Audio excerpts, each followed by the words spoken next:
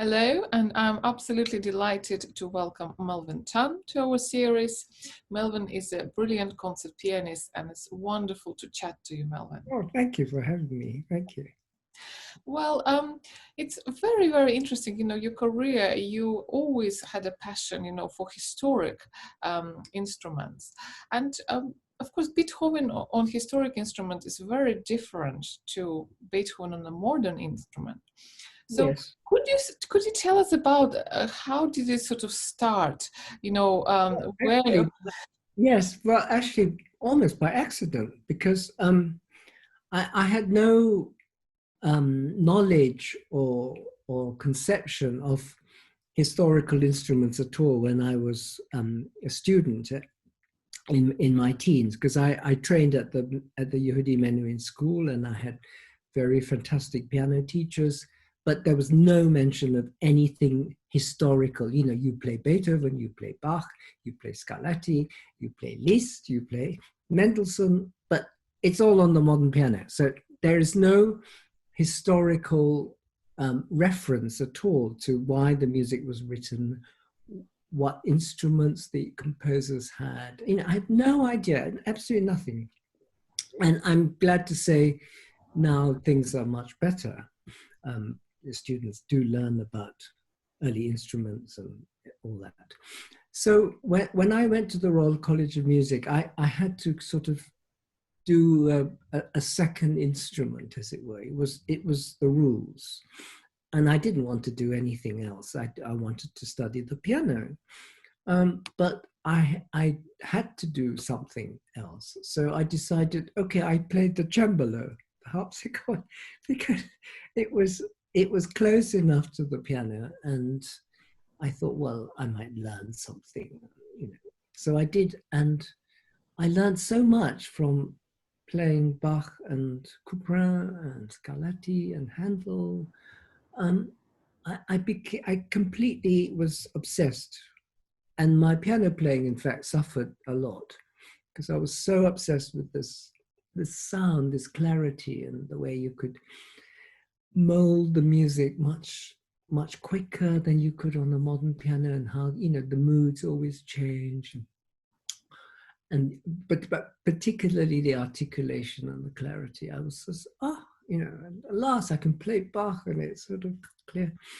And then one day, somebody, a BBC producer, actually, I was doing a broadcast for the BBC in those days, studio broadcast, and he said, "Oh, I think, would you be interested in coming down?" Then it was a collection of historical pianos called the Colt Collection by Mickey Colt, who was a refugee from Germany after the war, but he made his fortune, but loved historical pianos, and he made this amazing collection.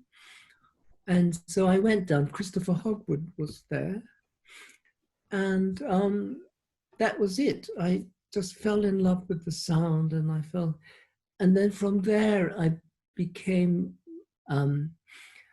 much more aware of what I should be doing. And I thought, well, I really want to study this. I had to teach myself, but I really wanted to study this notion of these historical instruments and how they pertain and how they're relevant to the composers who use these instruments. Because if you see how Mozart uses the piano, and you see it's very different to how Beethoven uses the piano, and he uses it always to the capacity and to the limit. So when he had a 5-6 octave piano, he would write more notes. So I had no idea about all this. And of course, again, the clarity of the instruments. So I began to then study a lot of the Beethoven sonatas, actually starting to study them on the fortepiano, on historical pianos. Because at school I'd only done maybe 4 or 5 sonatas, the famous ones, but not the little ones, and certainly, not like the Opus 31s, which are works of genius. So so that's how I got introduced to Beethoven, it was kind of a little bit by mistake. And then about the same time, I was introduced to Roger Norrington, wonderful, and he really taught me a lot about the character of Beethoven, particularly early Beethoven, the humor and the piece and the bravura and the sort of tongue-in-cheek and, you know, the mischievous qualities, which is in the music. But of course, we don't learn that as students. We just, it's Beethoven, it's serious. It's, you know, of course it's serious, but there is always in the early works, humor, lots of humor and wit. And Roger was very good at that. He really taught me about the wit in music, particularly early Beethoven. And then it came that we got this recording contract to do the piano concertos, and then subsequently I got a contract to do the Beethoven sonatas. So that's really how I came to approach Beethoven in a kind of big way. But as I was saying to you earlier, a lot of them I hadn't played ever before, you know. So I actually learned them and studied them on the historical piano. I mean, the piano as close to what Beethoven would have had at that time when he wrote that particular sonata. So for me, it was a fascinating exercise because not only did I have to learn the music technically, which is what most pianists do, and then that's it. But I also was talking to people like Roger and Malcolm Bilson, you know, about the historical aspects of, you know, why did Beethoven write certain things? Because, and you know, on the fortepiano, you begin to realize certain sort of characteristics that always come out when you're playing music, which is actually written for that particular instrument. And one of the things is on the fortepiano is there are different timbres in the registers. So the tenor register is, it's quite, how do you say, quite unclear. It's not very, so, but the top is very, very clear. It's almost like a bell-like quality. So you know why he writes the melodies always at a certain octave. And the bass is very rich. Usually it's very, very rich. So you learn to feel around Beethoven's kind of language about why he used the piano the way he did. And also, unlike Mozart was obviously a brilliant player too, but Beethoven was obviously the first kind of virtuoso. And so he really knew how to, you know, write for the keyboard, and probably was the first to ask more from the instrument. It was never good enough. You know, I want instruments which will have more sostenuto. I want instruments that have more cantabile. I want instruments that have a foot pedal, because the early instruments had knee pedals. So I want that. So he really demanded lots of things from, and makers were queuing up to make him pianos, but in fact only a few. He only had a few makers which he really admired. One was Nanetta Streicher, who played duets with Mozart as a young girl, and Conrad Graf was the other one. And Broadwood sent him as a present a piano from England towards the end of his life. But I think he was already quite ill and deaf, so he didn't really, I don't think he probably heard it. And Conrad Graf looked after it. So very interesting. Yeah, it's very interesting, and something I think all pianists should be aware of is are these historical associations with that particular type of piano, because pianos also at that time, thanks to Beethoven, I think Beethoven was really the kind of key pin to the development of the piano, because from a 5-octave, actually rather fragile, not particularly brilliant instrument, but it could be made to sound brilliant, to a 5.5, 6-octave. And then gradually, when halls and salons got larger and the audiences actually came to hear a concert, the instruments got larger and were able to have the sostenuto and the cantabile, and also to carry the sound in a big room.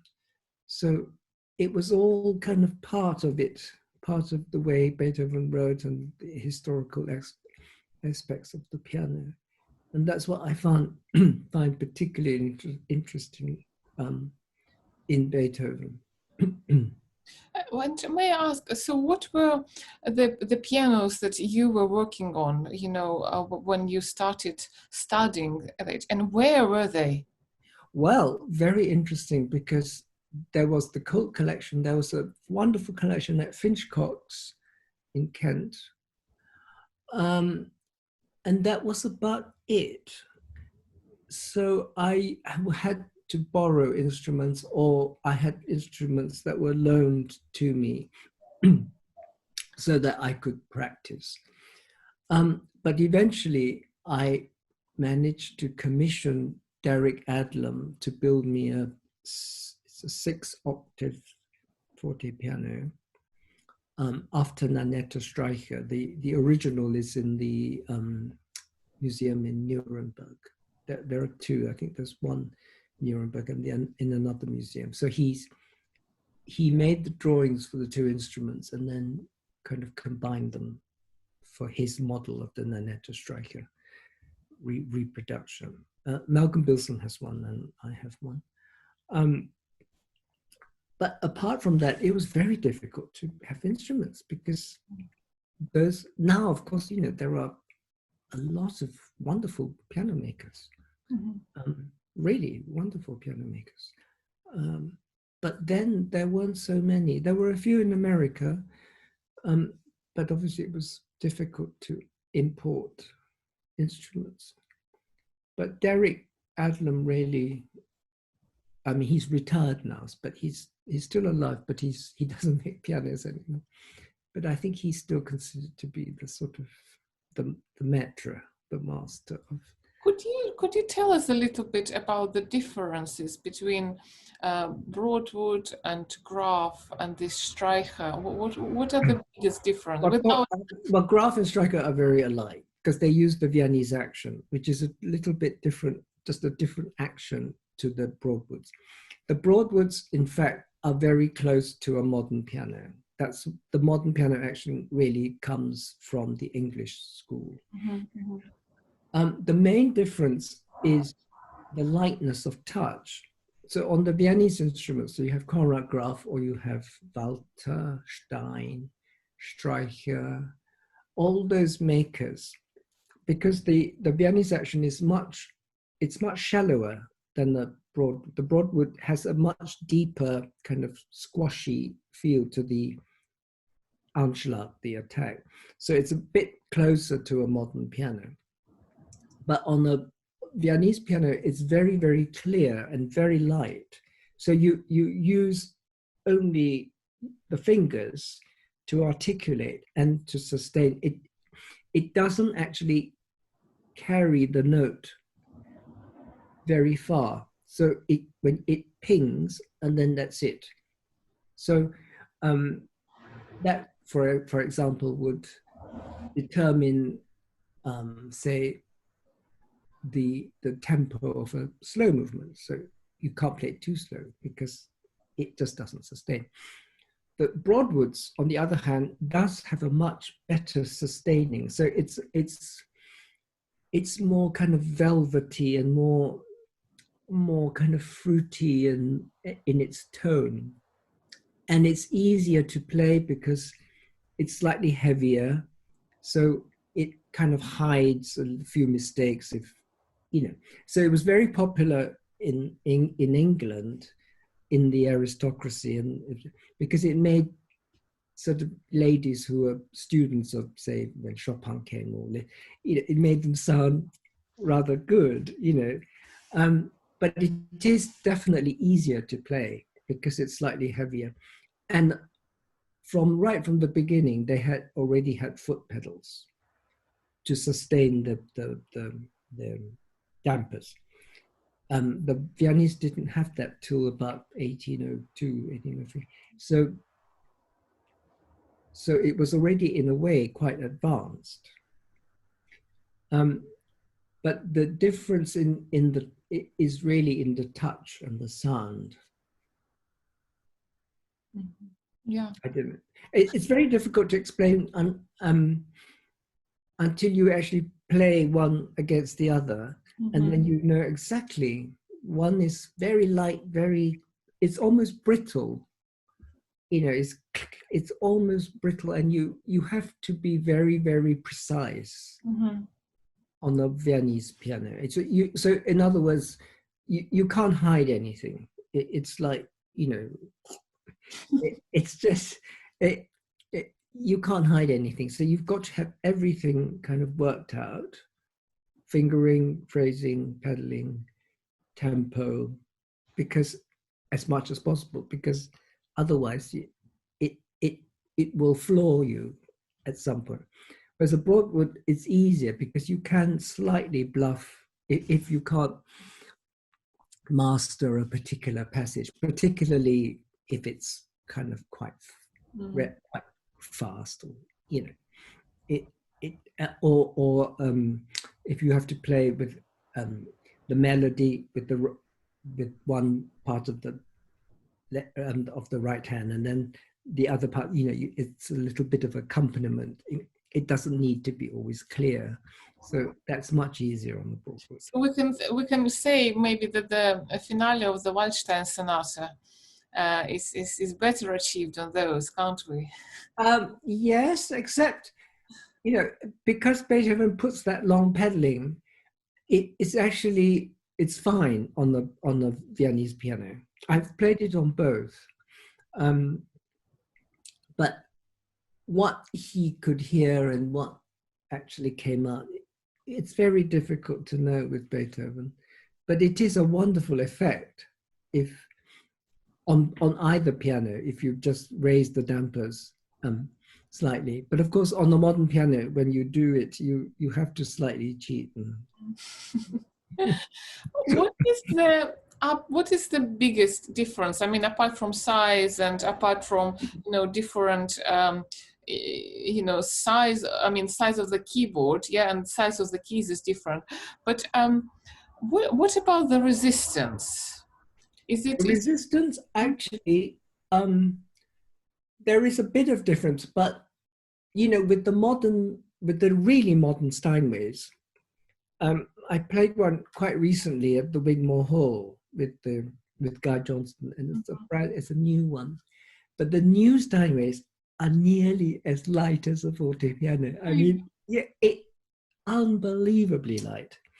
And in fact, I find it's too light for me, but it's almost like a Streicher. It's so light. And I think that's because, you know, then you can play very brilliant repertoire, very, you know, quickly, fast. Yeah. And it's easier to attack. But the sort of 90s, 2000, you know, those kind of modern pianos were slightly heavier. So the difference is really the lightness. And the fact that on a Viennese piano, more than a Broadwood, so I'm really comparing it, Viennese piano against, say, Steinway or Bösendorfer. Because of the shallowness of the touch and the directness of the sound, it's very different. It's very easy to, you know, suddenly make it an attack, and you break the hammer shanks. It's very, because the hammer shanks are very, very thin. So once they snap, then the hammer snap, and it's very easy to do that on a. Well, I had a sort of I think I read it somewhere, or we talked about that. There was a moment in Beethoven's history, documented, that there was a concert and he would be breaking strings and someone would tie them, at the concert, which is I know, extraordinary. it's extraordinary. Well, it's very easy to do, especially if you're going deaf, to kind of really try and make more sound. Conrad Graf made Beethoven a piano with four, instead of three strings, with four strings, when Beethoven was already getting quite deaf, thinking that with four strings he might hear a little bit better. But who knows, I can't imagine anybody tie it because the strings are so hard. I Mm-hmm. can't imagine anybody Don't know, tying but strings. don't That's know. the story. That's very interesting. But if you take, let's say, the piano sonatas, I mean, what movements, or let's say, what even passages are really not for modern pianos? Is there a such thing like that? Well, I think on the modern piano, you can practically do anything you like. But what is interesting when you're playing it on historical instruments, so right up to Opus 31, he uses a 5-octave instrument, exactly the same piano as Mozart did. So that's all you need is F to F. And you actually feel that because as you're going up, so Opus 31, for instance, already he's asking much more cantabile, particularly number 3, with the tiara. It's very loving and it's very gentle, but it's actually quite difficult to Mm-hmm. achieve that on a piano that he would have had because it's a very brittle sound. So how do you achieve this wonderful, but he must have been already hearing things on a bigger piano or a bigger sound. But the earlier sonatas, I think, work. I mean, if you have a light enough modern piano, so really not a heavy, but a light piano, I think you can achieve very easily. Mm-hmm. And it's that very articulated, very clear, not very much pedaling kind of playing that suits the earlier style much better, the earlier sonatas. I think when you're getting into after Les Adieux, before 106 and then after 106, 110, 109, then it becomes a very, very different approach. It's a much more modern. It's because it's becomes completely abstract because he's already on another kind of planet. So you can achieve that however you like on whatever piano. It doesn't actually matter because it's the music which is so extraordinary. But I think with the earlier sonatas, it does lend itself more to a slightly lighter sounding instrument. So I think usually Viennese pianos are sort of more suitable for that sort of Haydn-esque sort of music. But having said that, I don't think there's any particular, perhaps Opus 27, number 2, Moonlight. Again, when you play it on a modern piano, you can't really lift the dampers too much because it just sounds. But on a Walter, I think he would have had a Walter at that time, Anton Walter, with knee pedal. So again, I think they didn't flutter the knee when they were pedaling. So it was either up or down. Yes. So you're putting it up so that the dampers are raised, and then you just play with it, and it's actually quite effective. But then you have to lift them down again eventually. So. Well, Melvyn, thank you so much. It was such a fascinating discussion. Sure. And, Thank you. Thank you. yes, so many interesting insights, and our listeners really, really, I'm sure, will enjoy it as much as I do. So thank you very much for being my guest. Thank you. Thank you very much. Thank you. Thank you. Bye bye. Thank you.